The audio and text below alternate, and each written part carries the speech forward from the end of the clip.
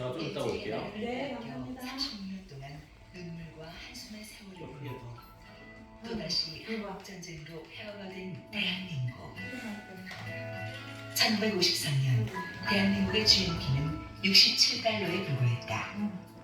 한 외국 기자는 대한민국에 잘 살게 되는 것은 쓰레기통에 장미꽃이 피는 것만큼이나 불가능하다고 말했다. 그러나 대한민국은 장미꽃을 활짝 피어냈다. 그리하여 GNP 2만 달러를 넘어선 세계 11위의 경제 대국이 되었다. 폐허와 절망의 땅을 풍요와 희망의 땅으로 바꾸기 위해 수많은 이들이 땀을 흘렸다. 그 가운데 알려지지 않은 거목이 있다. 오늘의 대한민국을 만드는데 큰 몫을 담당한 사람, 바로 한경직이다.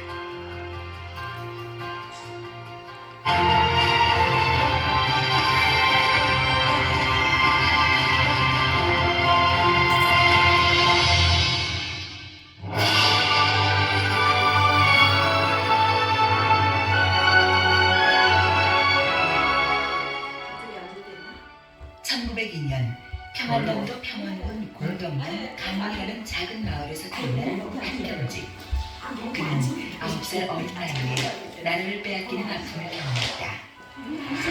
그 나라가 망했다고 하는 그 소식이 나니까 우리는 아이들이 돼서 몰랐지만 그 어른들이 통곡을 해 모였어. 어제 우리 조금만 초대하셨는데 그거 물어요. 근데 우리는 몰랐지. 요약은 이렇게 나라가 없어질 때 아이들이 그래요. 나라가 없어질 때. 소년 한경직은 그 당시 가장 대표적인 민족주의 학교인 오산학교에 진학했다. 그곳에서 깊은 기독교 신앙과 투철한 애국정신을 간직한 스승 이승훈과 조마식을 만났다. 그리고 그들에게서 예수 사랑, 나라 사랑을 배웠다. 그때 나라가 없었는데 그들은 늘 하는 말, 제국 시간이 나와가지고 언제들 하는 말은 뭔가 하니 나라를 차려야 된다. 네. 그러니까 애국심, 네. 나라가 얼마나 귀한지 모른다. 네. 이 애국적인 그 정신을 그래도 초대왔어요 내가 배웠다고. 그 다음에는 이제 그이들 하는 말이 암만 애국심이 있다고 할지라도 이 시대에 뒤떨어지면 안 돼. 특별히 공부를 해야 되는데 공부도 옛날 것만 배워가지고는 안 돼. 신학문을 배워야 돼. 그 말을 과학을 배워야 돼. 네. 그 과학, 특별히 그 자연과학을 많이 연구해야 된다고 그들이 고초를 했고요. 네. 그 다음에 실제로 하는 말은 뭔가 하니 너희들이 암만 애국심이 있고 지식이 좀 많다고 해도 사람이 근본적으로 발휘돼야 돼. 그렇죠. 바로 사람이 근본적으로 발휘돼야 되는데 바로 되려면 너희들이 예수를 바로 믿어야 돼. 예수를 잘 믿어야 돼. 졸업을 앞둔 한경직은 어떠한 일제의 회유와 압박 속에서도 조선 사람으로 살다가 조선 사람으로 죽겠다는 이승훈의 선언을 듣게 된다. 이는 한경직의 가슴 속에 깊이 각인되어 평생 잊을 수 없는 스승의 다짐으로 남았다. 오산학교 졸업 후 소학교에서 교사로 일하던 한경직은 독립단 사건으로 일제로부터 고문을 당했다. 나라 잃은 서름을 뼈저리게 경험한 그는 빼앗긴 나라를 되찾기 위해 과학을 배워야겠다고 결심했다. 그리고 숭실대학에 진학하게 된다. 숭실대학 3학년 여름방학, 청년 한경직은 기도하는 가운데 우리 민족의 정신적인 분야에 기여하라는 하나님의 부르심을 받았다. 그 후 그는 민족을 위해 일할 뛰어난 인재라는 기대를 받으며 미국 유학길에 오른다. 제가 오래전 1925년에 처음으로 미국에 갈 때에 제일 먼저 저를 다니고 간 것이 하와이에 있는 한인 국민회 사무실이었습니다. 저는 그때 한인 국민회 사무실 문을 서열을 열고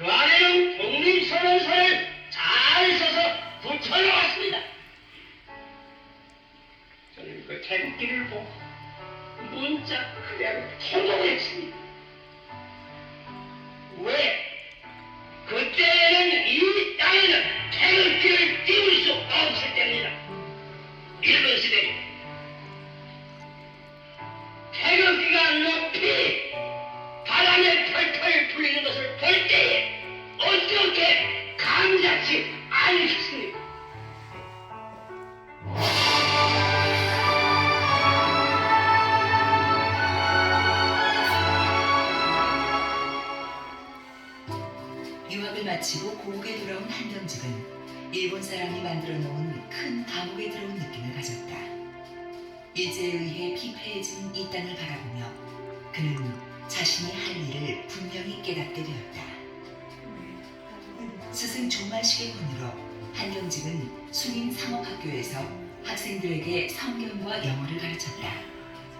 그는 어린 학생들의 가슴에 나라 사랑의 싹을 심고자 힘썼다. 한편 그는 숭실대학에서도 열심히 청년들을 가르쳤다. 그러나 일제에 의해 교수의 꿈은 좌절되고 말았다. 그 후 한경직은 신의주 제2교회에 부임해 목회자의 길을 걷기 시작했다. 그는 젊은 청년들에게 신앙교육과 함께 애국교육을 실시했다. 그러나 일제의 종교 탄압으로 교회에서 물러나면서 목회자의 길도 막히게 되었다.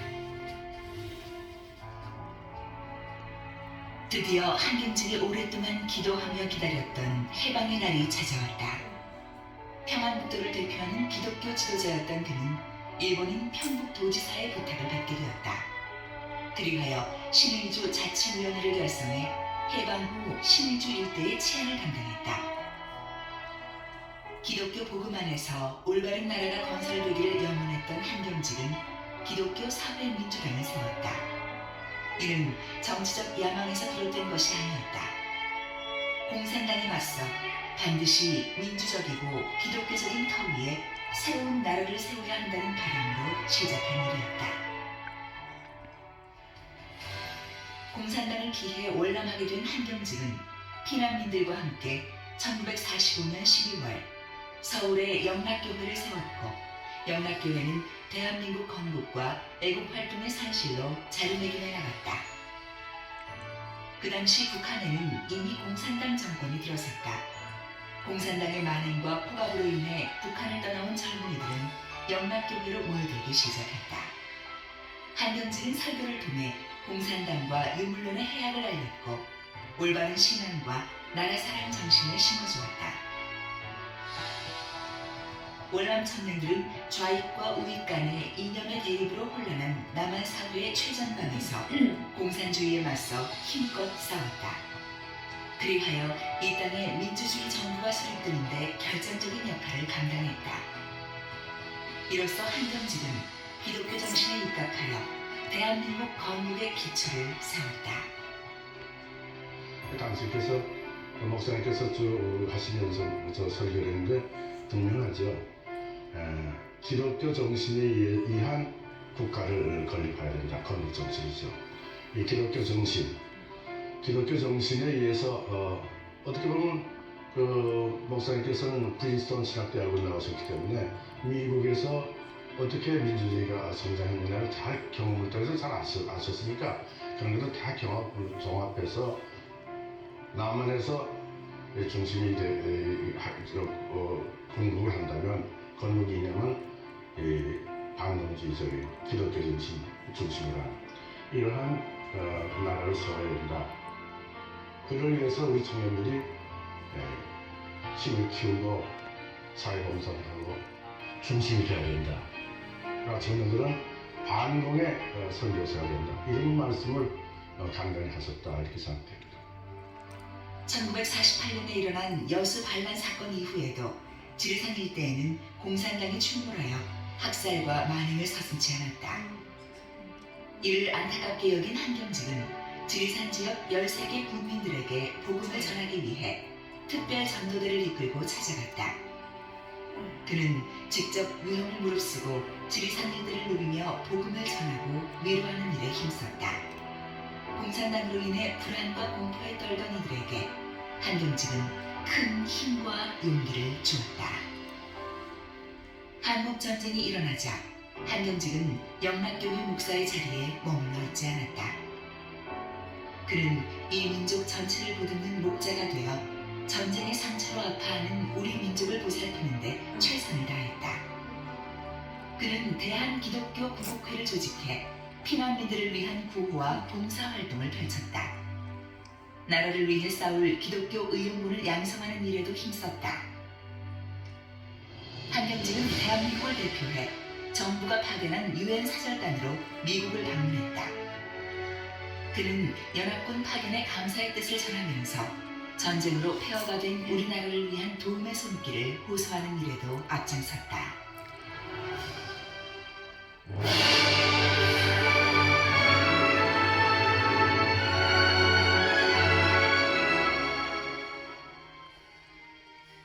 한국전쟁이 끝난 후 한경직은 영락교회 강단을 넘어 기독교 방송을 통해서도 설교하며 전쟁의 상처로 어려움을 겪는 우리 민족 전체에게 복음을 전했다. 그는 기독교 복음만이 이 민족의 살길이며 피폐한 한국 사회를 치유할 수 있다고 믿었다. 그리하여 복음을 통해 사람이 새로워지면 가정과 나라가 새로워지고 올바른 민주주의 국가가 세워진다고 역설했다. 한경직에게 말씀을 전하는 일은 우리 민족의 앞길을 제시하고 그들에게 희망과 위로를 전하는 또 다른 애국 활동이었다. 우리 신앙생활이 뭐예요?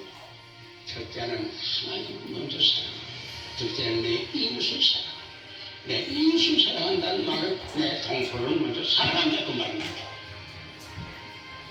신앙과 애국심 같은 뿌리에서 나옵니다. 신앙이 있다고 하면 우리는 나라를 사랑해야 된다. 나라를 사랑한다고 하면 천지의 대주자 되시는 하나님을 사랑할 때가 아니야 합니다. 그러면 우리가 안 믿는 동포들에게는 복음을 전파할 수밖에 없습니다. 한경직에게 신앙과 애국은 분리될 수 없는 것이었다. 그는 하나님을 사랑하듯이 나라를 사랑했다. 그러기에 나라를 위한 일에도 앞장섰다. 특히 남북이 대치되어 있는 상황에서 군 복음화 운동을 펼쳤다. 그는 모든 군인들이 올바른 신앙과 건강한 정신으로 무장되어 나라를 굳건히 지켜나가기를 소망했다. 영락교회에 군대 출신을 해준 목사님 한 분이 계셨어요. 이제 그 목사님하고 원로 목사님하고 의논해가지고 우리 군 복음화를 할 수 있도록 우리 시작해보자. 군 선교 사무실에 갔더니 저를 보고 하는 말이, 전도사님 지금 군대에 있는 교회가 참 많이 필요하거든요. 그러니까 영락교회 같은 그런 방대한 교회에서는 교회 짓기는 조금 쉽지 않으시겠어요? 교회 짓는 걸 원이시라고, 또 지금은 교회가 있어야 예배 드릴 테니까 시급하다는 말씀도 해주셨어요. 1970년 정부에서는 대한민국 건국과 발전에 힘쓴 한경직의 공로를 치하해 민간인에게 수여하는 최고 훈장인 대한민국 국민훈장 무궁화장을 주소했다. 1998년에는 정부 수립 50주년을 기념해 한경직을 대한민국 건국에 크게 기여한 인물로 선정하여 대한민국 건국공로장을 주소했다. 시간이 흐를수록 한경직의 나라 사랑은 더 깊고 넓어졌다. 그는 북한 동포를 포함한 한민족 전체를 사랑으로 품고자 했다. 그래서 북한에도 복음이 전해지길 소망했다. 한경직은 1971년 대한예수교 장로회 총회에서 북한전도 대책위원회 위원장을 맡았다. 그 당시는 북한의 문이 굳게 닫혀 있어 북한에 복음을 전한다는 인식이 없던 시대였다. 그러나 그는 가슴속에 북한 동포들을 품고 이 일을 시작해 여러 가지 사업을 펼쳤다. 우리가 적은 불을 각기 켜서 합하여 비칠 때에 북한까지도 밝힐 수 있습니다. 내가 알기에는 오늘의 북한은 전 지구 위에서 가장 어두운 곳입니다. 보이는 교회는 하나도 없습니다. 들리는 종소리도 하나도 한 곳도 없습니다. 이 가장 어두운 곳에 우리는 힘을 모두어 모든 방법과 수단을 통하여 빛을 비추어야 하는 것입니다. 1990년대에 들어서면서 연로한 나이에도 불구하고 한경직은 굶주리는 북한 동포들을 위해 사랑의 쌀 나누기 운동에 온 힘을 쏟았다. 1992년 종교계의 노벨상인 템플턴 상을 받자 상금 전액을 북한 동포를 돕는 일에 쓰도록 내놓았다. 그는 북한 동포들과 평화적인 남북 통일을 위한 기도를 죽는 날까지 멈추지 않았다.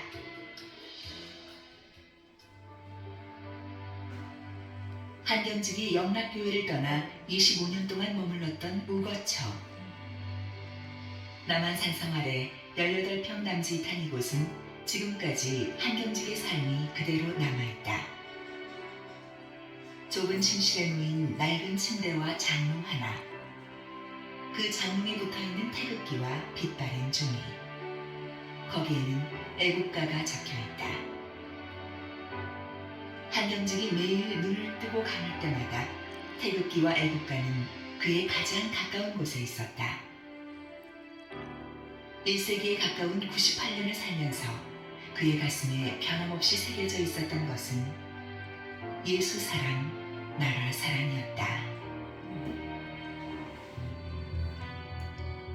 그래서 제 간절한 염원은 우리 믿는 사람 하나하나가 참으로 잘 믿어서 영혼을 구원하는 건 말할 것도 없고, 우리 하나하나가 잘 믿어서 우선 이 남한을 좁은 민주주의 국가로 발전하게 하고, 또 우리가 계속해서 기도하고 노력하는 가운데 우리 한민족 전체가 구원을 얻고, 백두산에서 한라산까지 태극기가 날리고 할렐루야 찬송을 들을 만한 이러한 때가 어서 빨리 오게 해달라고. 그래서 제가 이 남한 산성에서부터 간절히 늘 기도하는 거 그 기도입니다.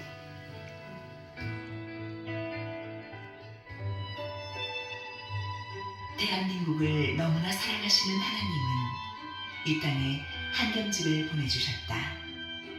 그는 죄, 무지, 가난이라는 이름의 고통과 아픔으로 신음하던 이 땅에 새로운 나라라는 희망의 씨앗을 심었다. 그리고 삶이 다하는 순간까지 뜨거운 기도와 눈물로 가꾸었다. 평생 동안 예수 사랑, 나라 사랑을 온몸으로 실천한 한경직.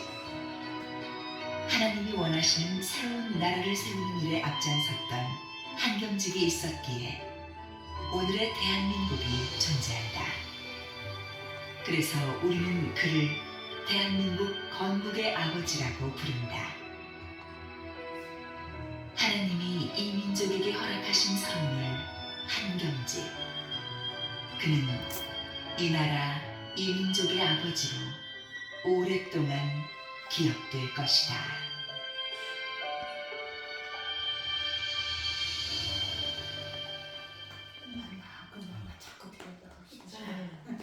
아, 너무 훌륭하시다 진짜 박수 쳐드려요.